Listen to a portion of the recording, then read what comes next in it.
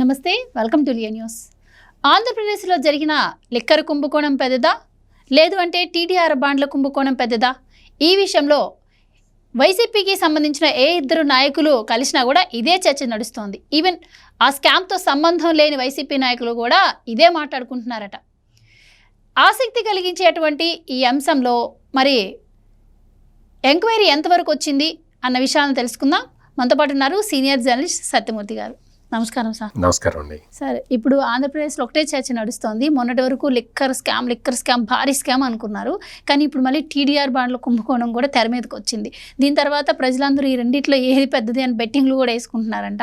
అయితే ఎందుకు అంటే భూమన కరుణాకర్ రెడ్డి గారు మీడియా ముందుకు వచ్చి అంత భయపడుతూ అది పక్కన వాళ్ళ మీదకి తోసేటంత ప్రెస్ మీట్ పెట్టారు అంటే ఇది కూడా భారీ ఎత్తున ఉండే అవకాశం ఉండుంటుంది అని అనుమానం రావడంతోనే ఈ చర్చ మొదలైంది అంటున్నారు. సో ఈ రెండు కేసుల్లో విచారణ ఎంతవరకు వచ్చింది, ఏ కుంభకోణం పెద్దదని మీ అభిప్రాయం?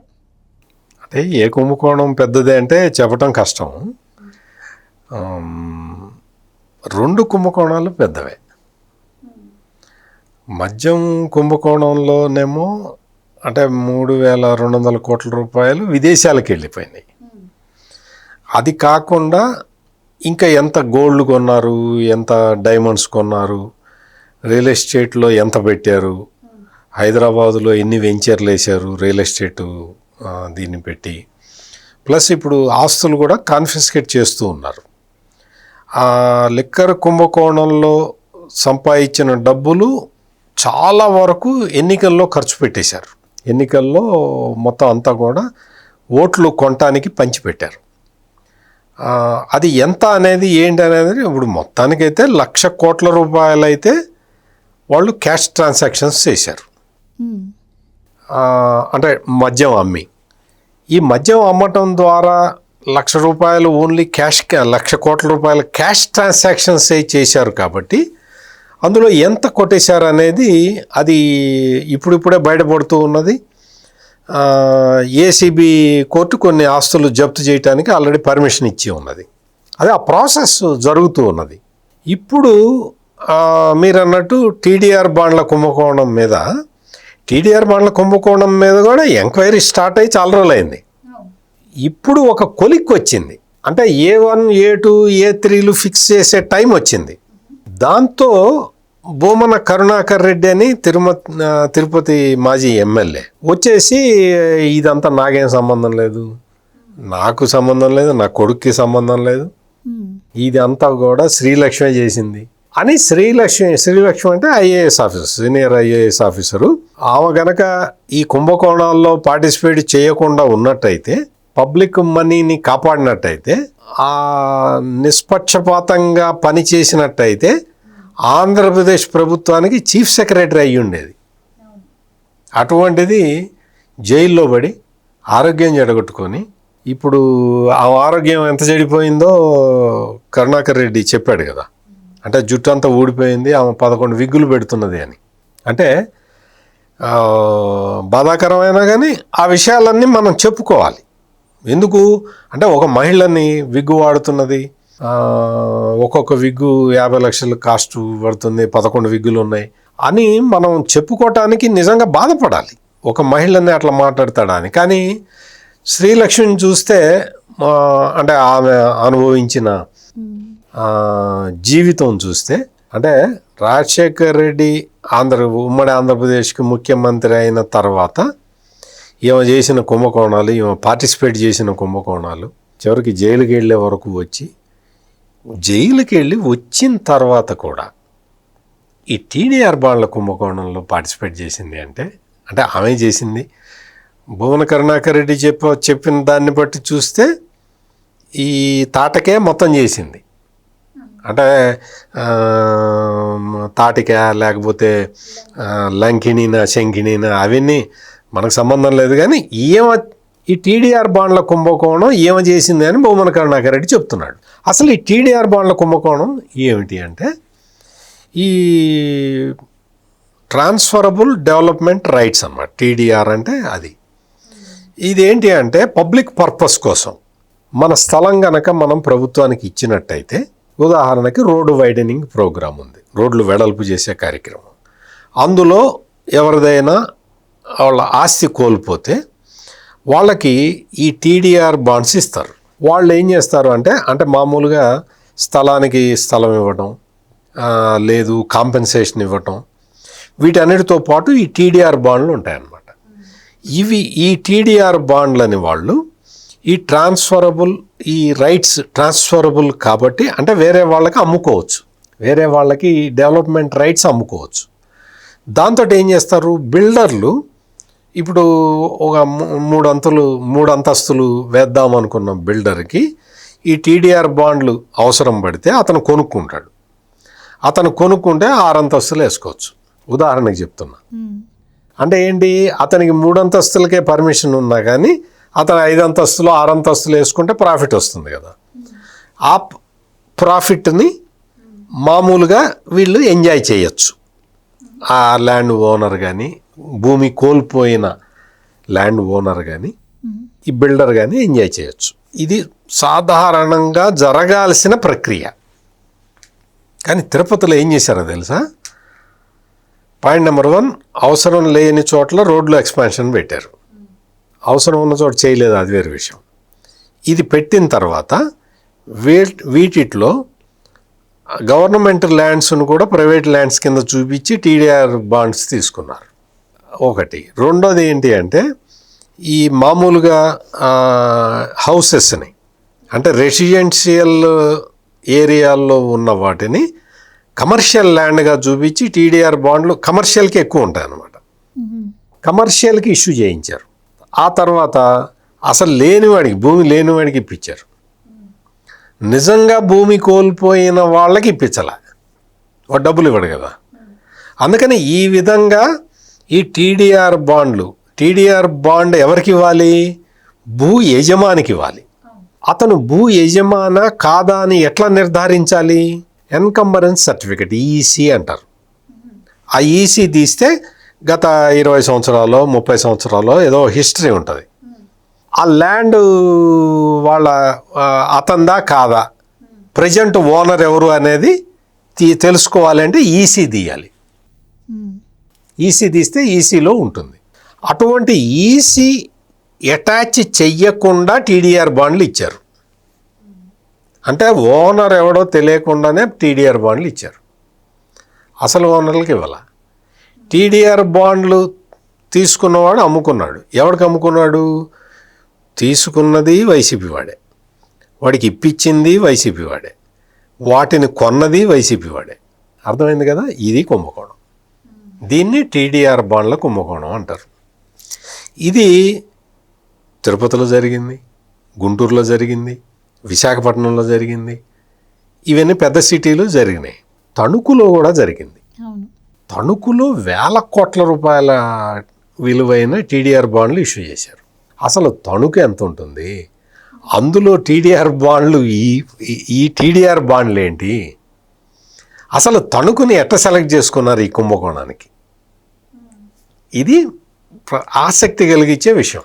ఈ తణుకులో ఎవరున్నారు? తణుకు ఎమ్మెల్యే, అప్పుడు అతను మంత్రి కూడా, కారుమూరి నాగేశ్వరరావు. తిరుపతి ఎవరు? ఈ భూమన కరుణాకర్ రెడ్డి. ఆయన కొడుకు భూమన అభినయ్ రెడ్డి అని ఉన్నాడు. అతను తిరుపతి మున్సిపాలిటీ వైస్ చైర్మన్గా ఒక ఆమె ఉండేది, ఆమె డమ్మి. ఆమెను కూడా వీళ్ళే పెట్టారు. ఆమె నువ్వు పక్కకు జరుగంటే బయట జరుగుతుంది, మొత్తం అంతా ఈ భూమన అభినయ్ రెడ్డి చేసుకుంటాడు. వీళ్ళిద్దరికీ, ఈ కారుమూరి నాగేశ్వరరావు, ఈ భూమన కరుణాకర్ రెడ్డి, భూమన అభినయ్ రెడ్డి, ఈ మిగిలిన వాళ్ళు గుంటూరులో కొంతమంది ఉన్నారు, విశాఖపట్నంలో కొంతమంది, వీళ్ళందరికీ టీడీఆర్ బాండ్లో ఎటువంటి అభ్యంతరం లేకుండా రావటానికి వీలుగా ఈ కుంభకోణం మొత్తాన్ని ప్లాన్ చేసింది శ్రీలక్ష్మి. శ్రీలక్ష్మిని ఆ పోస్టులో పెట్టింది ఎవరు? వైఎస్ జగన్మోహన్ రెడ్డి. ఆయన ముఖ్యమంత్రిగా ఆ పోస్టులో పెట్టుకున్నాడు. అంటే జగన్మోహన్ రెడ్డి దగ్గర నుంచి వయా శ్రీలక్ష్మి, భూమన అభినయ్ రెడ్డి వరకు అందరూ ఇందులో నేరస్తులే. ఇది టీడీఆర్ బాండ్ల కుంభకోణం. ఇది ఒక్క తిరుపతిలోనే ఒక 150 కోట్ల రూపాయలు తిరుపతి మున్సిపాలిటీకి నష్టం వచ్చింది. దాదాపుగా ఒక 2,000 కోట్ల రూపాయల టీడీఆర్ బాండ్లు ఇష్యూ చేసినట్టు భూమన కరుణాకర్ రెడ్డి చెప్పాడు. అట్లా ఇంకా ఎన్ని జరిగినాయి, ఇంకా ఎన్ని సిటీలలో జరిగింది ఇట్లా. అంటే తిరుపతిలో 1,417 టీడీఆర్ బాండ్లు జారీ చేయాలని అప్పట్లో నిర్ణయిస్తే దాంట్లో 300 వరకు అసలు అర్హత కూడా లేవు. అసలు 300 ఏంటి, 300 ఏంటి అసలు వాటికి ఈ బాండ్లు ఇచ్చింది ఒకటికి, అక్కడ ఒరిజినల్గా అసలు అవసరం లేని చోట రోడ్డు వేయటం ఫస్ట్ నేరం, అవసరం ఉన్న చోట రోడ్డు వేయకపోవటం సెకండ్ నేరం. ఈ ఆస్తులు సేకరించే దీంట్లో ఆ రోడ్డు వెడల్పు అని పెట్టి వాళ్ళకి కావలసిన వాళ్ళ దగ్గర నుంచి వాళ్ళకి కావాల్సిన వాళ్ళకి టీడీఆర్ బాండ్లు ఇష్యూ చేయించుకోవడం ఇంకొక నేరం. అంటే స్థలం ఒక చోట ఉంటే డోర్ నెంబర్ మరొక చోట చూపించి అసలు అన్ని నేరాలే.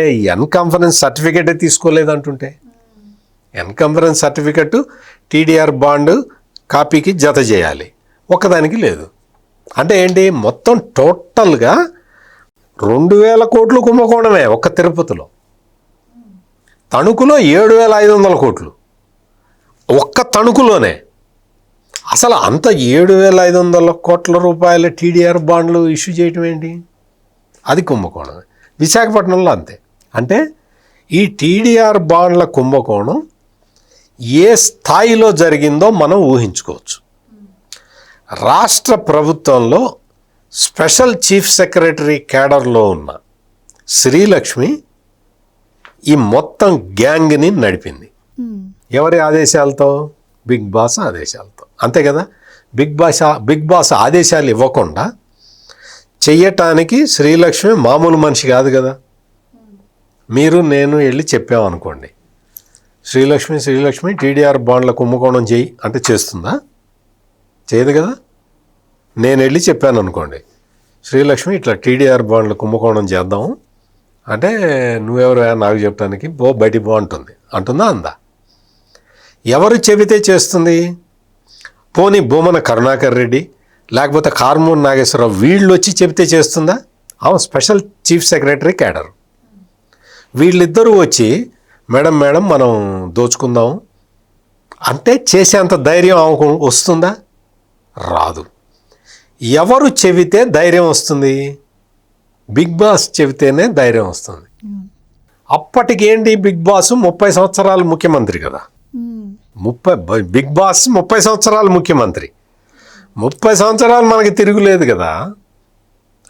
ఈ స్కాండల్ బిగ్ బాసే చెప్తున్నాడు కాబట్టి చేసేద్దామని శ్రీలక్ష్మి రంగంలో దిగి, ఈ ఎవరెవరు మన మాట వింటారు, ఎవరు వింటారు అన్నా జగన్ అన్న అంటే, నీకెందుకు తిరుపతిలో పో, ఇటు తణుకు పో అని చెప్తాడు కదా, ఆయనే అడ్రస్లు ఇస్తాడు కదా. ఇట్లా జరిగిన కుంభకోణం టీడీఆర్ బాండ్ల కుంభకోణం. దీని మీద విజిలెన్స్ రిపోర్టు రెడీ అయిపోయింది, గవర్నమెంట్కి వచ్చింది. దీని మీద సిట్ వాళ్ళు తిరుపతిలో ఎంక్వైరీ చేశారు, మొత్తం ప్రాథమిక సాక్ష్యాధారాలు సంపాదించారు. ఈ నేపథ్యంలో భూమన కరుణాకర్ రెడ్డి వచ్చి శ్రీలక్ష్మి ఈ కుంభకోణం చేసింది అన్నాడు. శ్రీలక్ష్మి ఆ కుంభకోణం చేసింది, ఓకే. భూమన కరుణాకర్ రెడ్డి లేడు అనుకుందాం, శ్రీలక్ష్మి ఒక్కతే చేసింది అనుకుందాం. తిరుపతి ఒక్క దాంట్లోనే ఎట జరిగింది, తణుకు ఒక్క దాంట్లోనే ఎట జరిగింది, గుంటూరు ఒక్క దాంట్లోనే ఎట జరిగింది, విశాఖపట్నం ఒక్క దాంట్లోనే ఎట్లా జరిగింది. పోనీ ఒక్క తిరుపతిలోనో ఒక్క తణుకులోనో జరిగితే ఆ కార్మూర్ నాగేశ్వరరావు లేకపోతే ఇక్కడ భూమన కరుణాకర్ రెడ్డో వీళ్ళు కలిసి చేశారు అనుకోవచ్చు. రాష్ట్రం నలుమూలలా జరగటానికి అవకాశం కల్పించింది ఎవరు? పై స్థాయిలో వ్యక్తి గ్రీన్ సిగ్నల్ ఇస్తే తప్ప జరగదు కదా. అట్లాగే మద్యం కుంభకోణంలో కూడా అందరూ వచ్చి మేము ఇది చేసాం, మేము అది చేసాం, మేము ఇది చేసాం అని చెప్తారు. ఒక్కొక్కడు వచ్చి మాకు అసలు మద్యంతో సంబంధం లేదంటాడు, మేము అసలు డబ్బులే ముట్టుకోలేదంటాడు. మరి డబ్బులు వీడియోలు అన్నీ బయటకు వచ్చినాయి. చెవిరెడ్డి భాస్కర్ రెడ్డి అయితే దీన్ని ఒంగోలు పంపించు, దాన్ని చంద్రగిరి పంపించు అని చెప్పిన వీడియోలు పంపించిన డబ్బులు ఉన్నాయి. చెవిరెడ్డి భాస్కర్ రెడ్డి అయితే ఆయన కారులో డబ్బులు సంచులు పోతున్నది దొరికింది, వీడియో ఫుటేజ్ దొరికింది. నేషనల్ హైవే మీద. వీళ్ళందరిది కాల్ డేటా దొరికింది, వీళ్ళందరిది గూగుల్ టేక్అవుట్ దొరికింది. వీళ్ళందరూ ఇంతమందైనా, 12 మందైనా, 20 మందైనా, 30 మందైనా, కొన్ని వందల మంది, వేల మందిని ఇందులో ఇన్వాల్వ్ చేశారు. ఎట్లా ఇన్వాల్వ్ చేశారు? ప్రతి షాపులో ఉండే 2-3 వ్యక్తులు వాళ్ళు కూడా కుంభకోణంలో పార్టే. ఎందుకు? క్యాష్ కలెక్ట్ చేసి వీళ్ళకి ఇవ్వాలి కదా. సో వాళ్ళు పార్ట్నర్లే. వాళ్ళకి ఎట్లా ఇచ్చారు? మొత్తం ఒక 130 బాటిల్స్ పంపిస్తే, ఉదాహరణకి చెప్తున్నా, 50 బాటిళ్ళు అమ్మి గవర్నమెంట్కి కట్టేవాళ్ళు, ఇంకొక 50 బాటిళ్ళు అమ్మి వీళ్ళందరికీ ముడుపులు ఇచ్చేవాళ్ళు, ఇంకొక 30 బాటిళ్ళు అమ్ముకొని వాళ్ళు కొట్టేసేవాళ్ళు. అంటే కుంభకోణంలో ఎన్ని వేల మంది ఇన్వాల్వ్ అయి ఉన్నారో చూడండి. లిక్కర్ స్కాండల్లో ఆ ఎంప్లాయీస్ అందరూ ఇన్వాల్వ్ అయి ఉన్నారు. తలా పాపం అందరూ పంచుకున్నారు. వీళ్ళందరూ పంచుకోగా ఈ 3,500 కోట్లు కొంతమంది బయటికి పంపించారు, బయట దేశాలకి. ఇక్కడ చాలా కంపెనీలు పెట్టారు, డొల్ల కంపెనీలు పెట్టారు. ఈ డొల్ల కంపెనీల్లోకి డబ్బులు పోయినాయి. బంగారం కొన్నారు, వజ్రాలు కొన్నారు. ఇవన్నీ ఇంత పెద్ద నేరం బిగ్ బాస్కి తెలియకుండా, బిగ్ బాస్ చెప్పకుండా చేస్తారా? రాష్ట్రంలో ముఖ్యమంత్రికి తెలియకుండా, ముఖ్యమంత్రికి చెప్పకుండా ఇంత పెద్ద కుంభకోణాలు, టీడీఆర్ బాండ్ల కుంభకోణం కానీ ప్రభుత్వం చేత నడపబడుతుంది. ఎగ్జాక్ట్లీ ఇంత పెద్ద లిక్కర్ కుంభకోణం, ఇంత పెద్ద టీడీఆర్ బాండ్ల కుంభకోణం పైవాడికి తెలియకుండా జరుగుతుందా? ఈ రెండిట్లో ఏది పెద్దది అని మీరు క్వశ్చన్ అడుగుతున్నారు. ఈ రెండిట్లో ఈ లిక్కర్లోనేమో మంది ఎక్కువ, మజ్జిగ పల్చన. ఈ టీడీఆర్ బాండ్ల కుంభకోణంలో మంది తక్కువ, మజ్జిగ చిక్కన. అంతే కదా. ఒక 5, 6, 10 మందో 20 మందో అంతకుమించి లేరు ఇక్కడ. అక్కడ కొన్ని వేల మంది ఉన్నారు. అందుకని టీడీఆర్ బాండ్ల కుంభకోణం పెద్దదా, లేదు లిక్కర్ కుంభకోణం పెద్దదా అంటే ఇప్పుడు చెప్పడం కష్టం. ఇంకో కొన్ని రోజులు పోయిన తర్వాత ఇప్పుడు మద్యం కుంభకోణం మీద క్లారిటీ వచ్చింది. రాష్ట్ర ప్రజలందరూ క్లారిటీ వచ్చింది, ఎవడెవడే ఎంత తిన్నాడు అనేది. టీడీఆర్ బాండ్ల మీద ఇప్పుడే ఎంక్వైరీ స్టార్ట్ అవుతున్నది కాబట్టి త్వరలోనే దాని మీద కూడా క్లారిటీ వస్తుంది.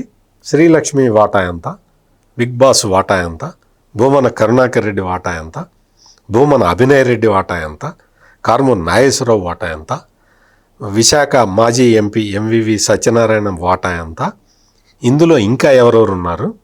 శ్రీలక్ష్మి డైరెక్ట్గా ఆమె ఫైల్ మూవ్ చేసి చెయ్యదు కదా. ఆఫీసులో కూడా కొంతమంది ఉంటారు కదా, మున్సిపల్ డిపార్ట్మెంట్లో ఉంటారు కదా, మున్సిపాలిటీ కమిషనర్లు ఉంటారు కదా, వీళ్ళందరూ కూడా ఇందులో పార్టిసిపేట్ చేసి ఉండాలి కదా. అవన్నీ లెక్కలు తేలిన తర్వాత ఈ డబ్బుల లెక్క తేలుతుంది. అప్పుడు ఈ 2 కుంభకోణాల్లో ఏది పెద్ద కుంభకోణం అనేది ప్రూవ్ అవుతుంది. అప్పటి వరకు అయితే ఈ 2 కుంభకోణాలు భారతదేశంలో కాదు, ప్రపంచంలో కూడా ఎక్కడా జరగనంత పెద్ద కుంభకోణాలు ఈ 2, లిక్కర్ కానీ టీడీఆర్ బాండ్లు కానీ. Thank you so much. నమస్కారం అండి. Please subscribe to Leo news for more videos.